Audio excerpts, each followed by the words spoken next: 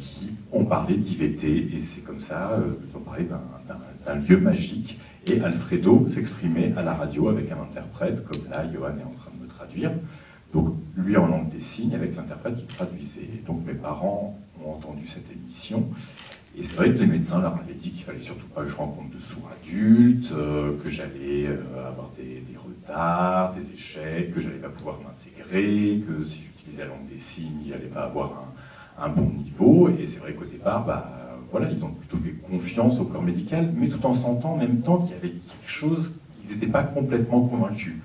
Ils voyaient bien qu'on avait des difficultés à communiquer, qu'il y avait quelque chose de bizarre qui se passait pas bien, et donc ils ont décidé eux-mêmes d'y aller, de franchir ces portes et de se faire leur propre avis. Et pour eux, ça a vraiment été un choc, parce qu'ils ont vu là des adultes sourds qui agissaient tout à fait normalement, qui étaient intelligents, fins, drôles. Voilà, ça a vraiment été un grand choc pour eux. Ils ont décidé d'apprendre la langue des signes, et puis ça a été le même choc pour moi. J'ai découvert cet endroit à 7 ans. Avant, je n'avais jamais rencontré d'adultes sourds. Je voyais que des enfants sourds de mon âge, qui ne signaient pas, comme moi, où on faisait quelques mimiques comme ça, où on s'inventait des espèces de codes. Mais ce n'était pas une vraie langue avec laquelle on s'exprimait, ce n'était pas une langue avec une structure. Et quand je suis arrivé à IVT, ça a vraiment été... voilà, j'ai rencontré Alfredo comme premier sourd, et je n'arrivais pas à croire qu'il était sourd. En plus, il n'avait pas d'appareil. Pour moi, un sourd, ça voulait dire avoir des appareils accrochés aux oreilles. Je me rappelle, lui, il s'est mis à mon niveau, il s'est baissé, parce que j'étais petite à cet âge-là. Il commence à discuter avec moi, il m'a dit, non, j'ai pas d'appareil, mais je suis sourd, comme toi.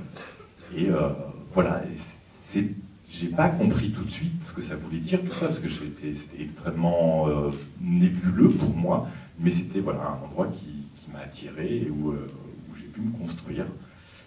Et quand IVT a proposé à un groupe d'aller faire un voyage aux États-Unis à Gallaudet, donc à côté de Washington, parce qu'il y a une université qui accueille tous les étudiants sourds. Imaginez, en France à l'époque, on s'est dit une université avec des étudiants sourds, on dit c'est pas possible, quoi. Enfin, en France, on n'a pas ça, on n'a jamais vu ça, c'est incroyable. Donc on y a été, tout un groupe, on a fait le voyage jusque là-bas. Et c'est là où j'ai vraiment compris qui j'étais, où j'ai pris conscience de mon identité, de ma langue, qui était la langue des signes, en voyant tous ces gens dans cette université. Et où voilà, j'ai arrêté d'avoir ce regard négatif sur moi en tant que personne à réparer, mais vraiment voilà, juste découvrir que j'étais quelqu'un, une personne avec une langue. Et voilà, c'est grâce à cette découverte d'IVT que j'ai pu mettre dans la langue des signes. C'est aussi là que j'ai pris goût au théâtre, parce que c'est là que j'ai vu mes premiers spectacles.